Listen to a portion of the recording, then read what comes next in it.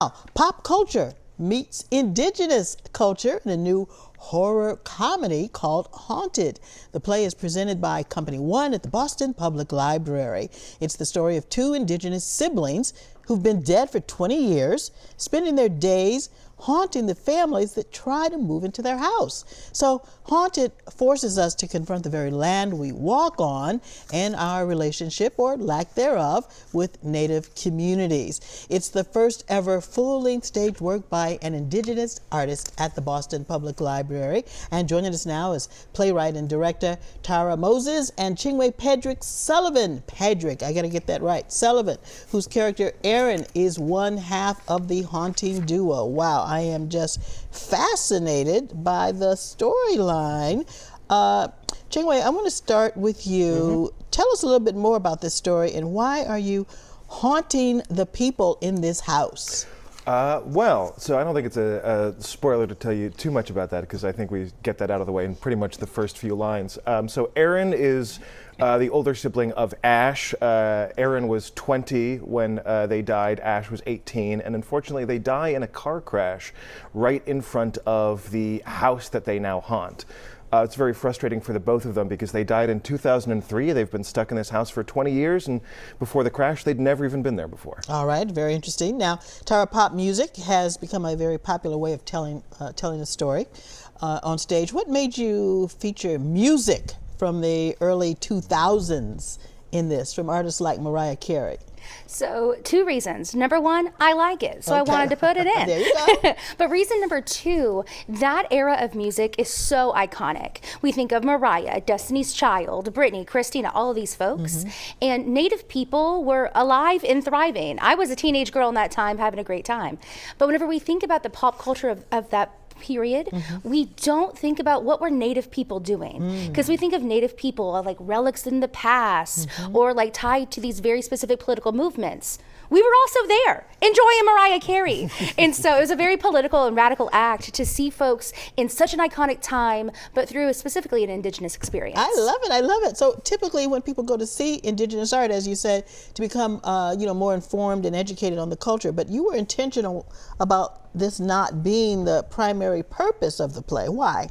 So again, so much of the work that is happening in the theater written by Native people is to educate individuals, which we need. It's very important. However, our stories extend beyond educating, just like any other group who write plays.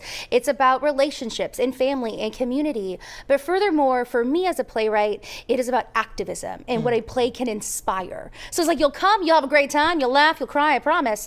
But also you'll learn, but through very actionable ways. Now, Chinwe, Haunted has been called an urgent reminder about ignoring harms and some of the issues caused by colonization. Do you believe that theater can promote change? Absolutely. I mean, theater has been a public forum for as long as public forums have existed, and it's a great way for us to stand on stage and say, here's who we are as people, here's what's important, and it's important for everyone to be represented and to be able to represent our voices and say, hey, we have existed here since time immemorial. We've certainly existed here since at least the early 2000s. We have as much at stake in this world as you all do, and it's about time that our part of making this world a better place is given its fair share. And speaking about time immemorial, Tara, I'm going to ask you to step out and into a national conversation. President Trump announced that he wants to revert the native Alaskan mountain named Denali,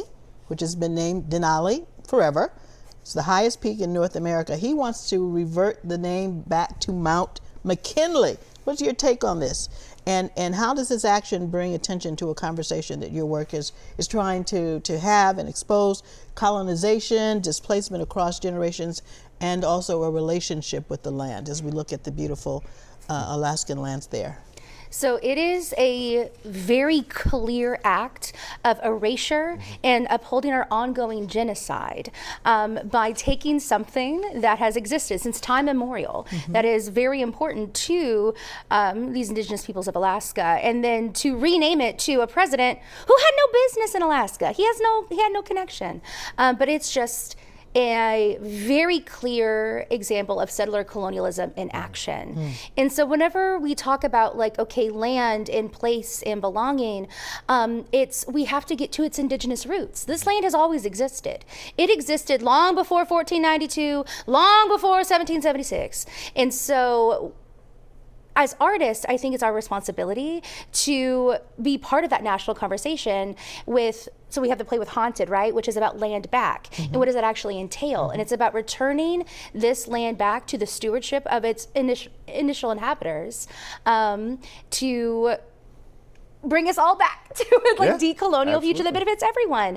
And so, whenever I see President Trump doing things like this, I'm like, this is why plays like Haunted exist. It's so folks can know how to be activists as well in their own home right here in Boston, and be part of the ongoing national conversation around not erasing Native people and being in good relationship with the land and history. And that's a good note on which to end. Tara and Cheng-Wei, thank you so much for being here. Haunted is on stage at Rapp Hall in Boston Public Library's Central Branch through February 15th. Another thing that makes this play unique is that it's free, or you can pay what you can. Up next, an opportunity to laugh. The Tony-nominated play Ain't No Mo is making its debut in Boston. It's the comedy about being Black in today's America and bringing together sustainability and art. Waste Not, Want Not. Craft in the Anthropocene brings together contemporary artworks created from secondhand and industrial materials. It's on display at the Fuller Craft Museum in Brockton through this fall.